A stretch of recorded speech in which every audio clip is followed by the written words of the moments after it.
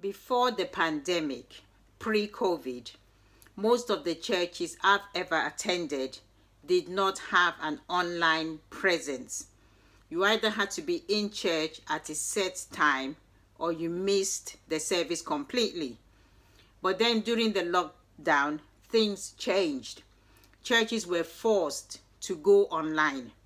Even churches who were not in favor of a digital presence, they had to go online. So there was Zoom services, there was Teams, there was YouTube live services. So things have now changed. So many people who did not love going into a church building sat in the comfort of their own homes and just connected to a service. Some just didn't like to go out, on a weekend. They just wanted to be at home. Some had social anxiety, so they did not want crowds or people coming up to speak to them. They were socially awkward, but just logging in at home, they could just worship and do service. So prior to the pandemic, if you had asked me, is an online church possible, online chaplain possible, I would have just said, no, it's not, because that's what I'd known. But now I know that there is nothing impossible. God is not limited by space, time, or matter. He is everywhere, even online. He is there. So what is the impact of chaplains in their various settings? Theos is a think tank, and they have listed so many settings where chaplains are.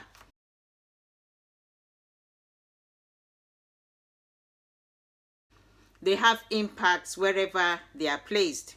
If they're a hospital chaplain, they lend a listening and sympathetic ear to patients, to their relatives, even to the staff. They can give religious rites like sacraments if a patient wants it, or maybe if a baby is sick and the parents want their child to be baptized because they don't know if the baby is going to be okay or not. A chaplain can do a baptism also. If they are a school chaplain, they listen to students. Some students may not want to speak to their parents or even their teachers, but they see a chaplain as a person of trustworthiness, someone in a clergy position, and they can speak to the chaplain. The chaplain can give them advice or even refer them on to the appropriate services if it's necessary. So chaplains have got their place in everywhere. If they're a police chaplain, they go out with the police. Some of the police chaplains wear bulletproof vests. Some, if they are called out when there's a car accident, for instance, and there are fatalities, they may accompany the police to the home of the relative of the victim, and the chaplain may be the one to break the news to the person that their loved one has just passed in an accident. The chaplain may ask the person, do you have a pastor? Can I call your pastor?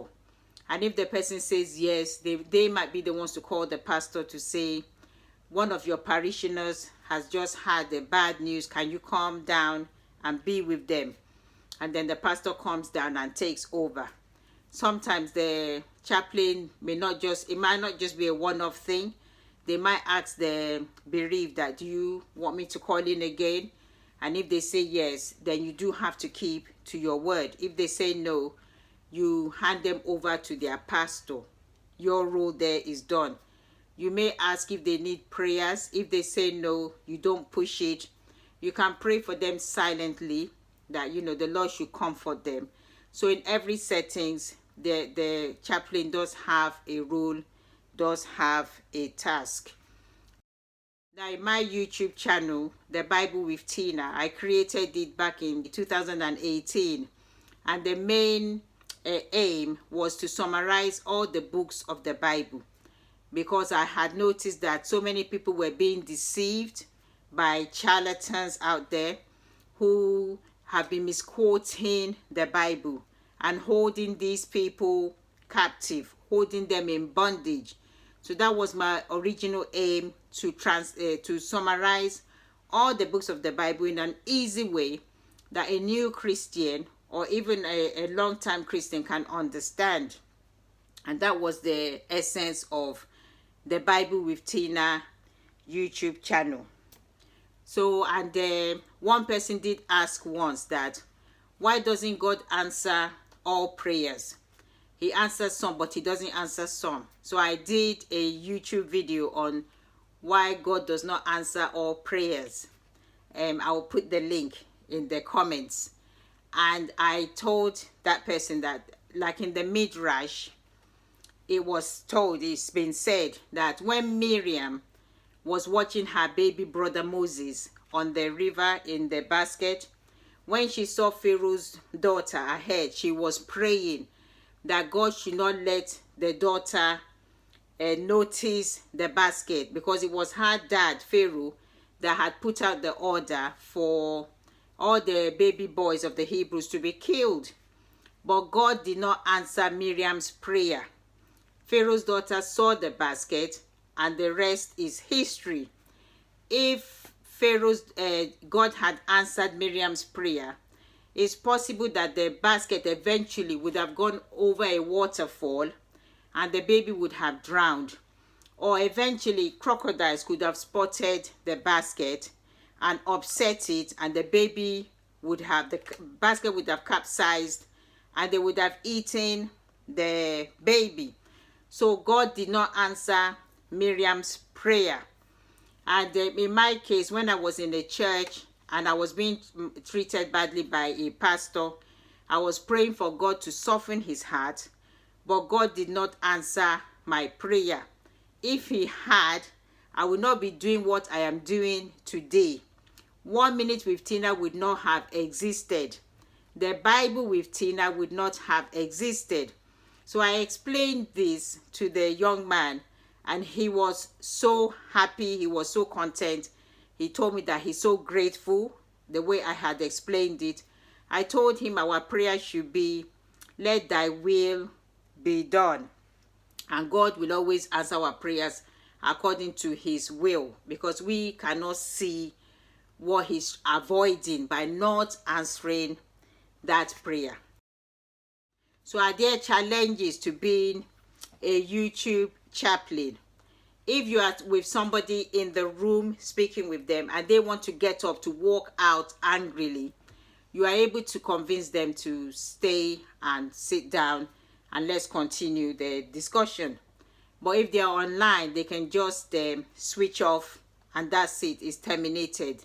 So that could be a challenge.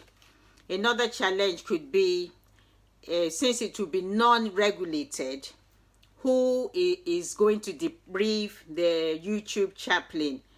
Most times you will hear harrowing tales and it will affect you because you are only human. So who is going to debrief you? You need to have a head also. But if it's a private channel like mine, it's not a church channel. So one of the challenges could be about my own self-care, about my own mental health. Who is going to debrief me? Who do I look up to, since it's my own personal channel? And then the visions of an online YouTube chaplaincy could be, you put your number or your email so that people can also contact you. You have to be available. If it's confidential, you can go on Zoom or Teams. If it's a group thing, you can do YouTube live. There's so many visions. So I would not say that it is not possible to be a YouTube chaplain. It's very possible. And that's the end of my essay. Thank you.